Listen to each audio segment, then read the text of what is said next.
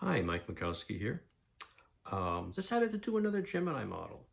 I hadn't really planned on it, but I was in communication with one of my buddies online, and he asked for a build, looking for somebody to build him a Gemini 4, and we talked for a bit, and looks like I'll do a commission job for him, and I did a large scale one at 1/24 scale, and I think I've talked him out of wanting another one of those, because that was a lot of work. I use the LVM photo etch interior set, which it's impossible to get anymore, and that's a big model, a lot of work. So I think we're going to do a 48 scale one, and I'm found a local guy who can make me some resin cast copies of a detailed hatch for future use, because these hatches are a pain. And so the first thing I'm going to do is detail up a pair of hatches, because I have another idea for a future diorama with both hatches open, the ocean recovery scene. So if I want to do that in the future, it'd be nice to have multiple copies of something so I don't have to replicate it every time. So anyway, we're going to start by doing some upgrades on those things, and then we'll get to the usual build.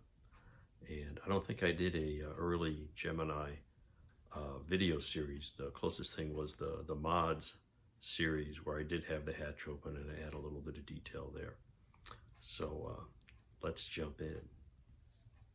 Here are some of the issues with anything but the original 1960s version kits.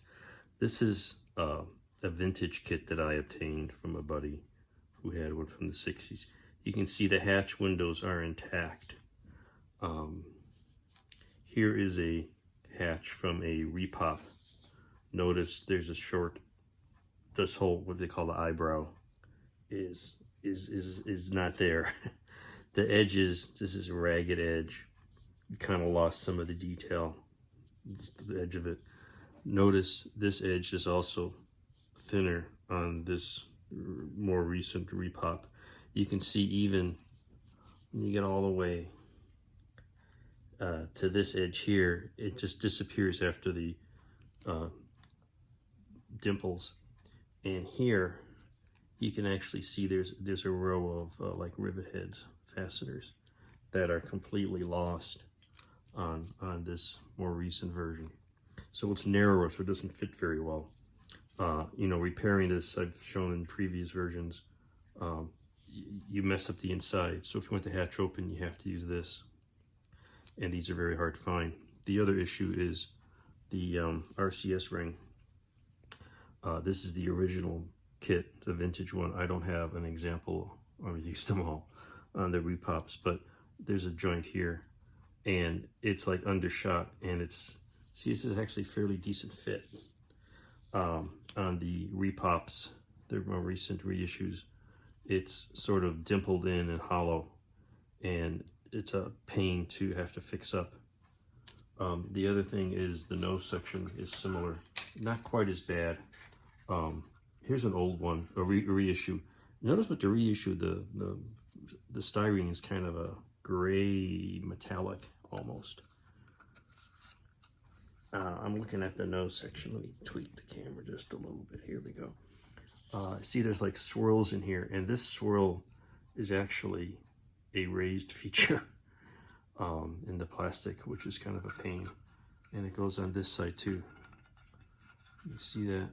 It's actually a raised ridge on the plastic, which does not exist on the original kits. It's not bad at all.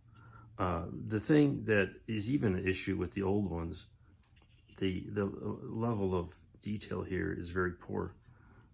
These are all these square shingles, and they're very poorly pronounced, and I have to I'll go through with a razor saw and clean them all up.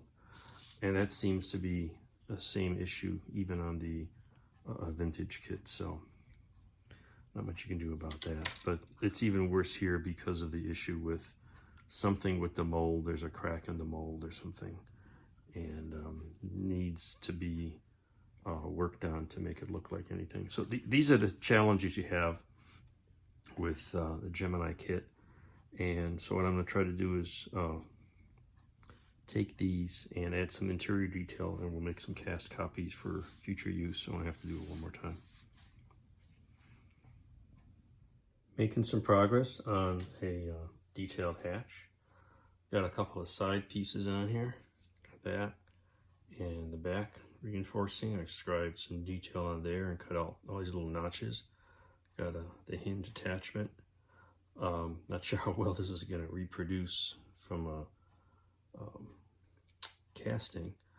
I'm going to put a piece on top here, but I'm going to put the next piece across here. It goes on a bit of an angle.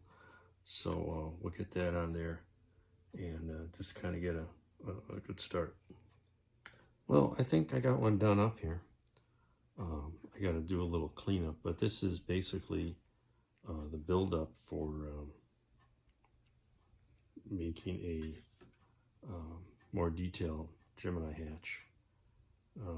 Just, you know, bits of plastic and making the structure to make it more rigid, and the hinge attachment here won't really attach to anything, but I'll clean up the edges and I'll get some copies of this cast. Now I'm going to make the other side hatch as well, so I'll have two available, so I could possibly sometime in the future do this, and I need two hatches open. So that's the ultimate plan. Just kind of looking ahead, because it's not going to be something I'm doing anytime soon. So here's the final detailing on the hatches. I've got the reinforcing on the edge here, and the hinge, hatch, reinforcements all over the place.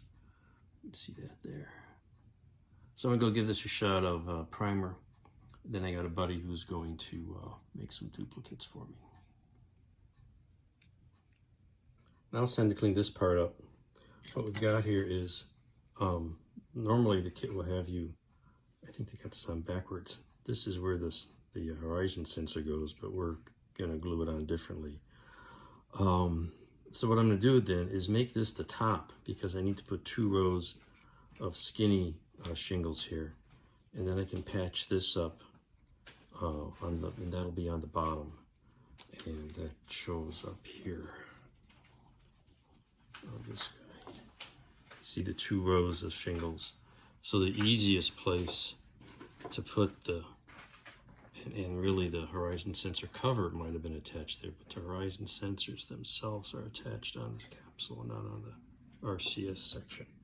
So the easiest place to put 2 rows is where there are none right now, and that'll be on this top. And then so we're gonna add some tiles here, fill that patch, and just scrape that off, sand it down, then add 2 strips of styrene, cut grooves in for the shingles, and we'll be all set. Easier said than done.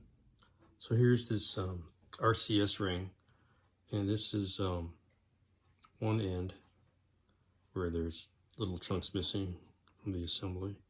Here's a joint that sealed together pretty well, and here's the other joint, and that cleaned up pretty good too. And here's the side that had the horizon sensor on it.